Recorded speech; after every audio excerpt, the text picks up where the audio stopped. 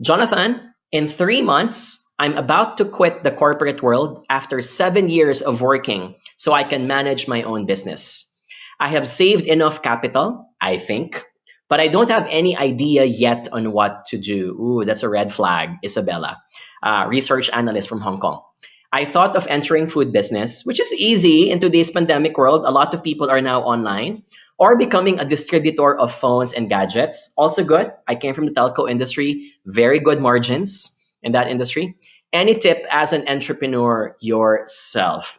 So obviously, Isabella, it seems like Isabella has made up her mind. She does want to become an entrepreneur, and that's a good thing, right? We choose our own paths. The question now is she quitting at the right time? And is she prepared to quit now in the middle of the pandemic, right? So, and I want to throw the same question to our participants. In the past 12 months, I have thought of setting up my own side business given the opportunities or uncertainties caused by the pandemic. Could you please type letter A, yes, it has crossed my mind, or letter B, no, John, I am not the entrepreneurial type yet, and I prefer the stability that's being offered by a corporation or by an organization, right? Could you please type?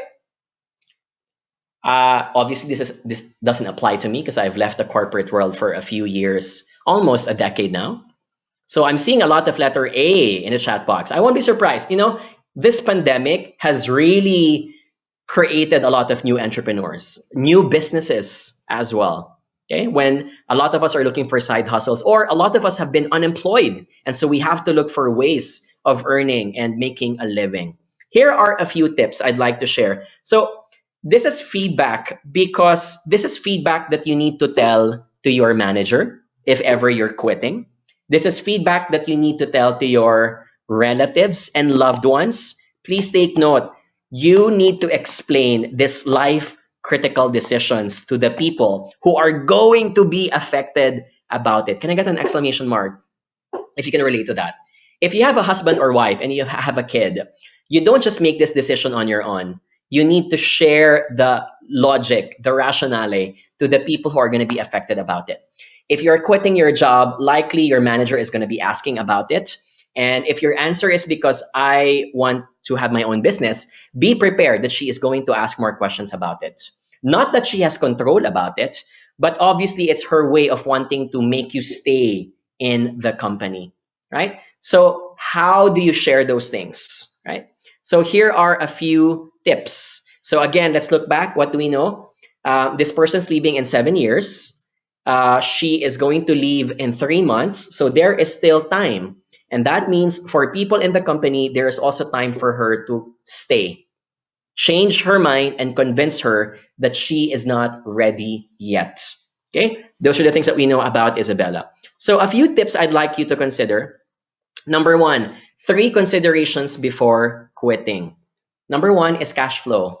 So when I say cash flow, if you have a family or if you are a breadwinner, you might want to have a heart-to-heart discussion with your loved ones and say, if I am going to leave my job and I, unfortunately, do not become successful in my business, what is your safety net that you can remain to be unemployed for a few months until you go back to the corporate world again? Because here's what happens. When you fail in your business, you don't set up another business after that. That's not the usual route. The route is you go back again to the corporate world because you want to accumulate money again that you may have lost significantly, right? Unless, of course, someone gave you another opportunity and say, hey, you lost your job, you lost your business, here's another $1 million, start all over again. It doesn't happen like that. So here is when I would strongly ask you, talk to your loved ones and say, this is a life-changing decision. Are you with me? And are you going to be supportive of whatever happens? This might also mean pooling your resources with your loved one. Here's how much I have in the bank. How much do you have with your bank? What are the other expenses that are major that need to happen this year? If you're a breadwinner or if you're a family, if you're a parent, and you know that the tuition fees of your kids are about to happen in the next few months, then it may not be the right time to just simply quit and venture into a new business and use your capital just for that. Okay? That endangers the expenses of the household. So the first one. Number 2 is entrepreneurial skills. I would strongly recommend that if you want to become a businessman, ask feedback from the people who know you well and say, hey, I am planning to do this business. I'm planning to do food, gadgets, clothing. What do you think of it? How do you think is the economy going to respond to it? What do you think of me as an entrepreneur? Do you think I have the skills? What do you think are my strengths in being able to do that? It's a painful question to ask because it's going to hurt your ego when you have people who are going to decline you, but you need to get this information out there. Why? Because most of the time, if you're an entrepreneur, you already fall in love with your own idea to the point that you do not question your own shortcomings, right? So when you can, so I know that this session is about giving constructive feedback, but I'm going to flip the coin. This is about you asking for constructive feedback. If you have a best friend at work who knows you inside and out, you've been in the company for 7 years, and she knows that you are leaving the company anyway, this is the right time to ask the question, hey, Anna, you know me well, but I would love to know, in terms of my competency and skills, do you think I'm ready to take on this job? Do you think I'm ready to have my own business? Right? Hey, I plan to create my own store on Lazada and Shopee. Here is my product. What do you think of it? Do you think it will sell? Do you think people will buy it? Okay. Asking more feedback from different people is going to bounce off your ideas and say, is this the right thing to do? Okay. Right? I'm reading a message here from Stella. We can always have a choice of having a second or sideline business for additional income. But if I really desire to have my own business, I have to become ready first. That's true. So readiness, we often get trapped into the excitement and the thrill of it. We remember all these Hollywood movies of people becoming successful in their job. But that is the romantic part of getting a business. There are so many hurdles and headaches of setting up one. So unless you are ready, you might want to validate that by asking for feedback from other people. The third one that I would add here has something to do with the business stability.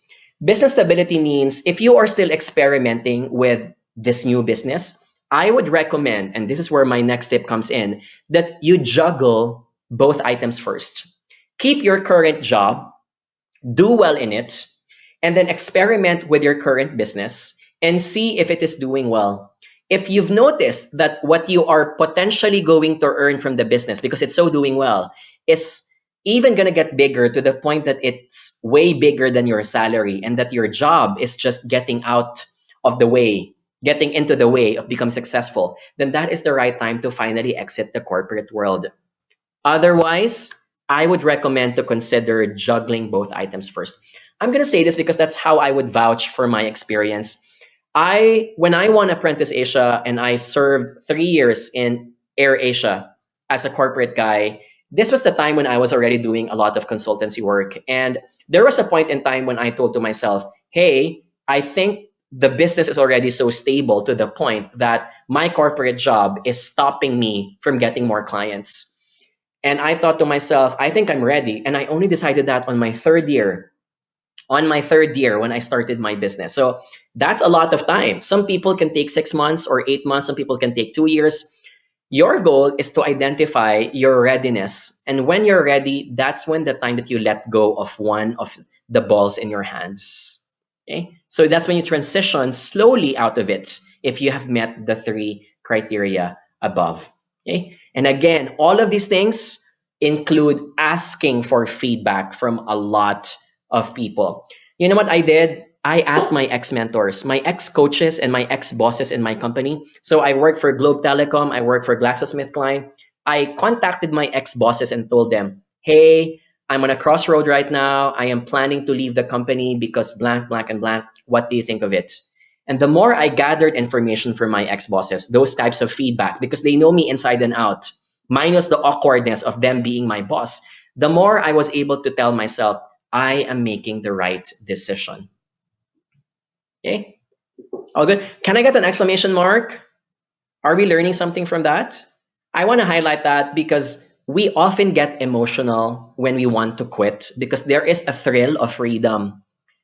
But that short-term benefit does not outweigh the long-term cost of sacrificing so much. And by the 6th month, you remain to be unemployed and your business is not doing well. and you tell yourself, how I wish I did not quit yet. Do not make decisions on your own. That is my ultimate conclusion here. Make decisions by gathering as much feedback as you can from the people who know you well, including the stakeholders.